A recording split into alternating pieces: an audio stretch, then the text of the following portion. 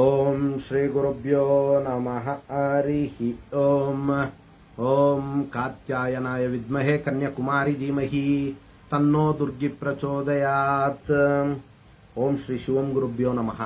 ಆತ್ಮೀಯ ವೀಕ್ಷಕರಿಗೆಲ್ಲರಿಗೂ ಕೂಡ ಚಂದ್ರಶೇಖರ್ ಮಾಡುವಂತಹ ಆತ್ಮೀಯ ನಮಸ್ಕಾರಗಳು. ಎಲ್ಲರಿಗೂ ಕೂಡ ಜ್ಯೋತಿರ್ಮಯ ನಾಡಿ ಆಸ್ಟ್ರಾಲಜಿ ಯೂಟ್ಯೂಬ್ ಚಾನೆಲ್ಗೆ ಸ್ವಾಗತವನ್ನು ಬಯಸ್ತಾ ನಾವು ಈ ದಿನ ಬಹಳ ವಿಶೇಷವಾದಂತಹ ಒಂದು ವಿಚಾರವನ್ನು ತಿಳ್ಕೊಳ್ಳೋಣ.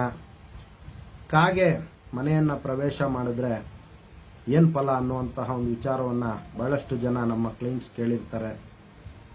ಆ ಒಂದು ವಿಚಾರಕ್ಕೆ ಈ ವಿಡಿಯೋ ಮುಖಾಂತರ ಉತ್ತರವನ್ನ ತಿಳ್ಕೊಳ್ಳೋಣ. ನೀವು ನೋಡಿ, ಶಾಸ್ತ್ರದ ಪ್ರಕಾರ ಕಾಗೆ ಮನೆಯಲ್ಲಿ ಪ್ರವೇಶ ಮಾಡಿದ್ರೆ ಅಥವಾ ಮನೆಯಲ್ಲಿ ಒಕ್ಕಿದ್ರೆ ಮನೆಯ ಯಜಮಾನರಿಗೆ ಹಾನಿಕರ ಅನ್ನುವಂಥದ್ದು ಶಾಸ್ತ್ರದಲ್ಲಿ ಹೇಳಿರ್ತಕ್ಕಂಥದ್ದು. ಇನ್ನು ಮುಖ್ಯ ದ್ವಾರದಿಂದ ಅಂದ್ರೆ ಮುಖ್ಯ ಬಾಗಿಲಿನಿಂದ ಒಳಗೆ ಪ್ರವೇಶ ಮಾಡಿದ್ರೆ 6 ತಿಂಗಳುಗಳ ಕಾಲ, ಇನ್ನು ಹಿತ್ತಲು ಬಾಗಿಲಿನಿಂದ ಬಂದ್ರೆ 1 ತಿಂಗಳ ಕಾಲ ಮನೆಯನ್ನ ಬಿಡಬೇಕು ಅನ್ನುವಂಥದ್ದು ಶಾಸ್ತ್ರದಲ್ಲಿ ಹೇಳಿರ್ತಕ್ಕಂಥದ್ದು. ಇನ್ನು ಅದೇ ವಿಧವಾಗಿ ನೋಡಿ, ಶುಕ್ರವಾರ ಏನಾದ್ರೂ ಮನೆಯನ್ನ ಪ್ರವೇಶ ಮಾಡಿದ್ರೆ ಅಂತಹ ಮನೆಯಲ್ಲಿ ಸಂಪತ್ತು ಅಭಿವೃದ್ಧಿ ಆಗುತ್ತೆ ಅನ್ನುವಂಥದ್ದು ಶಾಸ್ತ್ರದಲ್ಲಿ ಹೇಳಿರ್ತಕ್ಕಂಥದ್ದು. ಆದರೂ ಕೂಡ ಪರಿಹಾರವನ್ನ ಆಚರಣೆ ಮಾಡಬೇಕು ಅನ್ನುವಂಥದ್ದು ಕೂಡ ಶಾಸ್ತ್ರದಲ್ಲಿ ಹೇಳಿರ್ತಕ್ಕಂಥದ್ದು.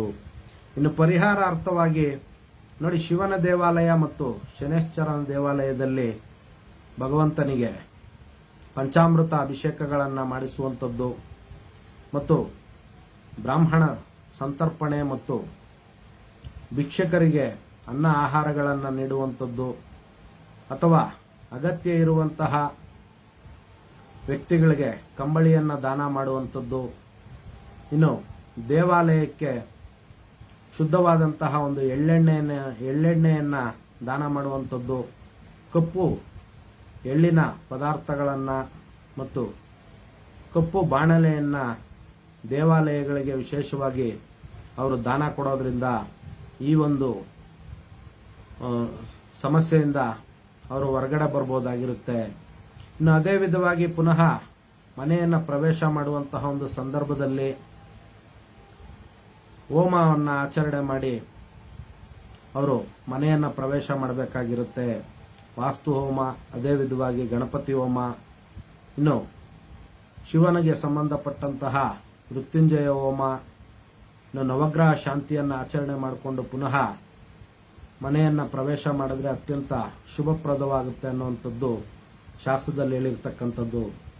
ಇದಿಷ್ಟು ಕೂಡ ಕಾಗೆ ಮನೆಯನ್ನ ಪ್ರವೇಶ ಮಾಡಿದ್ರೆ ಹೇಗೆ ಅನ್ನುವಂಥ ಒಂದು ವಿಚಾರಕ್ಕೆ ಇರ್ತಕ್ಕಂಥ ಒಂದು ಪರಿಹಾರ ಆಗಿರ್ತಕ್ಕಂಥದ್ದು. ಎಲ್ಲರಿಗೂ ಕೂಡ ಜಗನ್ಮಾತೆಯ ದಿವ್ಯ ಆಶೀರ್ವಾದ ಇರಲಿ ಅಂತ ಮತ್ತೊಮ್ಮೆ ನನ್ನ ಆರಾಧ್ಯ ದೇವತೆ ಲಲಿತಾಂಬಿಕೆ ಬಳಿ ಪ್ರಾರ್ಥನೆ ಸಲ್ಲಿಸುತ್ತಾ, ಸರ್ವೇ ಜನಃ ಸುಖಿನೋ ಭವಂತು, ಸಮಸ್ತ ಸನ್ಮಂಗಳಾನಿ ಭವಂತು, ಶುಭಮಸ್ತು.